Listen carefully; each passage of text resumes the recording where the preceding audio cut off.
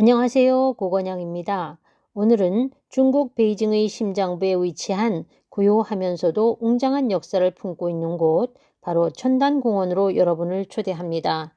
하늘의 아들 황제가 하늘의 제사를 지내며 백성의 안녕과 풍년을 빌었던 신성한 공간, 이곳에 숨겨진 이야기들을 지금부터 저와 함께 탐험해 보시겠습니다.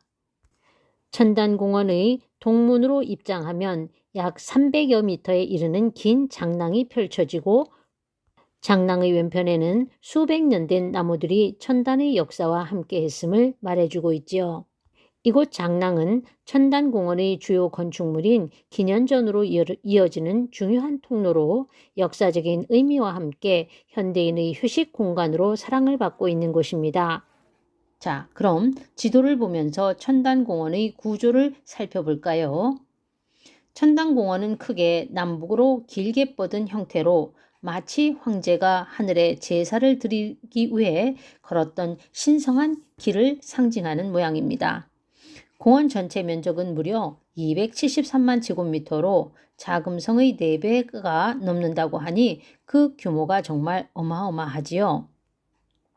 천단은 두 겹의 담장으로 둘러싸여 있는데 안쪽의 내단과 바깥쪽의 외단으로 나뉩니다.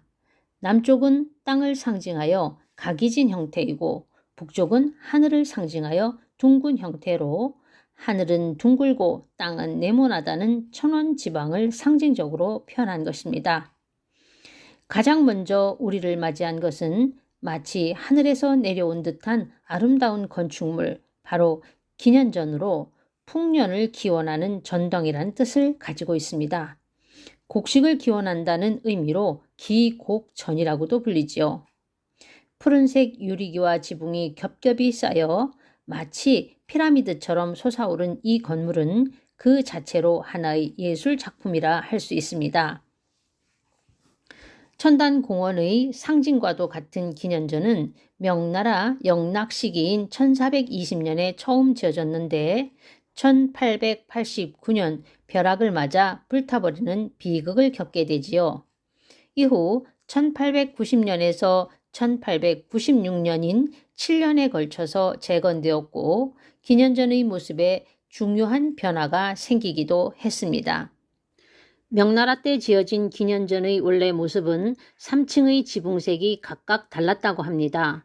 상층은 남색으로 하늘을 상징하고 중층은 황색으로 황제를, 하층은 녹색으로 일반 백성을 상징했다는 설이 유력합니다.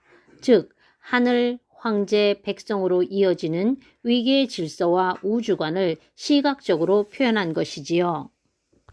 이후 청나라 때 재건된 기년전은 세 층의 지붕이 모두 통일된 남색 유리기와로 덮여 있습니다.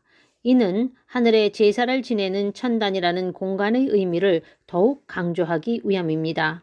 하늘이 새긴 파란색으로 전체 지붕을 통일함으로써 이 건물이 오직 하늘만을 위해 존재한다는 상징성을 극대화한 것이지요.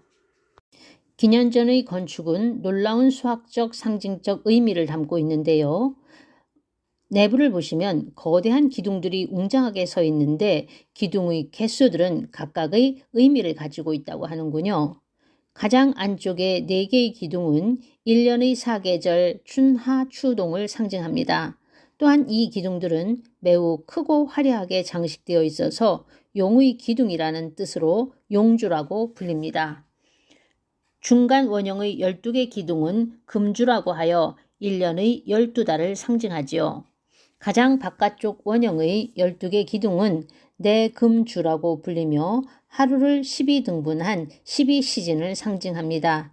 따라서 기년전의 기둥은 모두 4 더하기 12 더하기 12 해서 모두 28개의 기둥이 있고 밤하늘의 주요 별자리인 28수를 상징한다고 합니다. 천장 위에는 동주라는 8개의 짧은 기둥이 있습니다. 8개의 동주와 28개의 기둥이 합하면 36개가 되고 이것은 도교의 36천강을 상징합니다. 이제 기년전의 도안을 살펴볼까요? 기년전은 황제가 하늘에 제사를 지내는 황제의 권위를 상징하는 핵심적인 건축물입니다. 따라서 유교 사상과 전통적인 남녀 역할 분담에 따라 천단에서의 제사는 황제만이 주관할 수 있고 여성의 출입은 엄격히 금지되어 있습니다. 이는 하늘에 제사를 지내는 행위 자체가 지상의 최고 권위자인 황제의 전유물로 여겨졌기 때문입니다. 여성은 제사에 직접 참여할 수 없었고 심지어 제사를 지내는 공간 주변에도 접근이 허락되지 않았습니다. 그런데 기년전은 좀 독특한 부분이 있어요. 여러분도 아시다시피 전통적으로 황제를 상징하는 동물은 용이었고 황후를 상징하는 동물은 봉황이었습니다. 때문에 당연히 황제의 공간인 기년전에는 용 문양이 줄을 이루어야 정상인데 1889년 벼락으로 소실된 기년전이 1890년대에 재건되었을 때 이상하게도 황후를 상징하는 봉황 문양이 용 문양보다 더 많이 혹은 더 크게 새겨지는 변화가 있게 됩니다. 이에 대한 가장 지배적인 해석은 바로 서태후의 강력한 영향력 때문이라는 것입니다. 청나라 말기 서태후는 어린 황제들을 꼭두각시로 앉히고 수렴청정을 통해 실질적인 최고 권력을 행사하게 되지요. 그녀의 권력은 황제를 능가할 정도였고 황궁 내 모든 중요한 결정에 서태후의 의지가 반영되었습니다.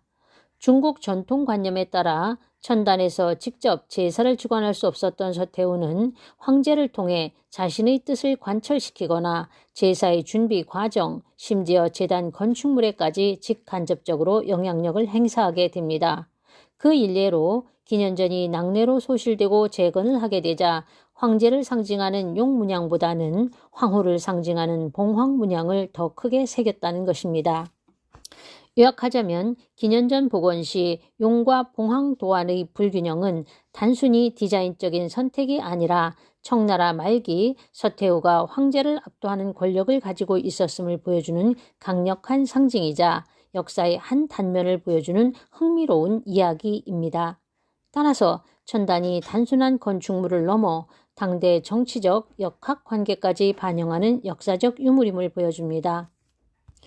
오늘은 이렇게 천단공원의 상징이자 황제의 간절한 염원이 담긴 기년전에 대한 이야기를 살펴보았습니다.